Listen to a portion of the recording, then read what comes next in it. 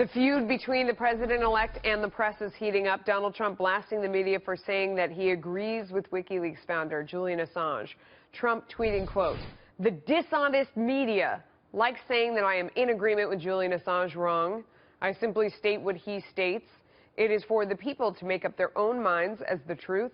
The media lies to make it look like I am against, quote, intelligence, when in fact I'm a big fan." Here now is Howard Kurtz, host of MediaBuzz and Fox News media analyst. I mean, one of the problems in that tweet is he puts intelligence in quotes, which makes it seem like he's being sarcastic. You know, he's saying intelligence, wink, wink. I don't know. I mean, cut through some of this for me, Howard. What's your take? Sure.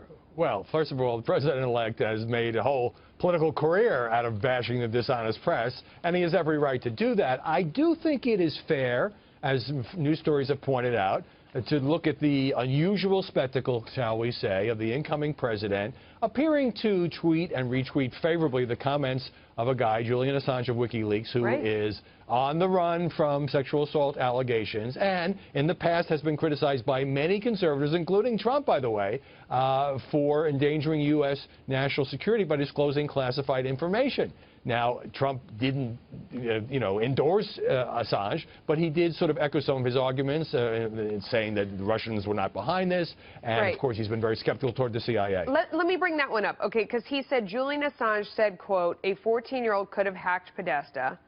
Why was the DNC so careless? Also said, Russians did not give him the info, exclamation point. Well, I watched that exchange back and forth that he had with Sean Hannity, and what he said was, you know, he didn't receive the information directly from a senior Russian official or from the government. You know, I mean, there were a lot of ways, the statement that he made, there were a lot of ways to drive through it. I mean, it could have been somebody brought it to me, there was a middleman, you know, I mean, it just, and he says, didn't get it from the Russians, exclamation point, like he said the Russians had nothing to do with it.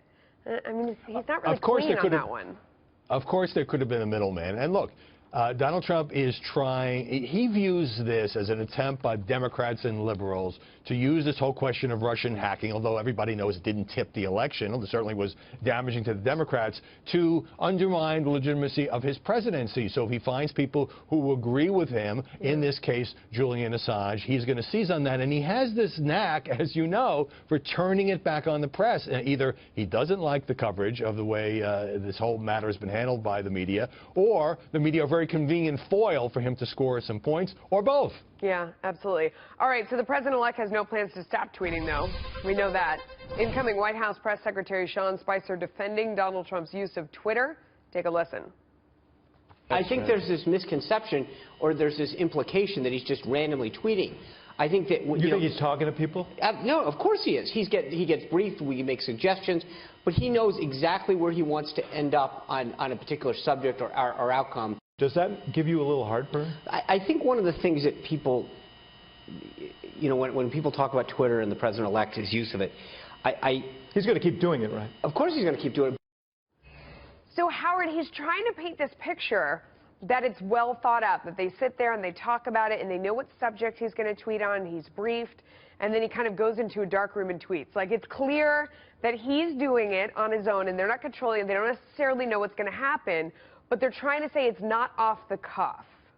What do you think? Well, in some cases, that might be true. In other cases, you can tell that Donald Trump is just reacting to something he saw on CNN and he's ripping, or, I don't happen to think that 140 characters is the best forum for discussing American nuclear arsenal. But look, this whole debate about should we cover the tweets and what if the tweets aren't exactly right is ridiculous. If we went live to a Donald Trump statement or chatting with reporters, of course we'd put it on the air live, and then you dissect it and you analyze it and you also fact check it. So I think he has an instrument here, 18 million followers, that works very well for him, and I think the press needs to get used to it, whether journalists think that this is the proper way to conduct diplomacy, foreign policy, and domestic affairs. Doesn't matter. He won the election. We didn't. It does matter, actually, because the more it annoys the press, the more he's going to do it. So it does matter. The more they go, the more he's like, all right, now I'm going to tweet again. Howard, anyway, thank you. We love to see you here, but we also love to tune into MediaBuzz on Sunday at 11 a.m. Eastern on Fox News Channel and get even more Howie.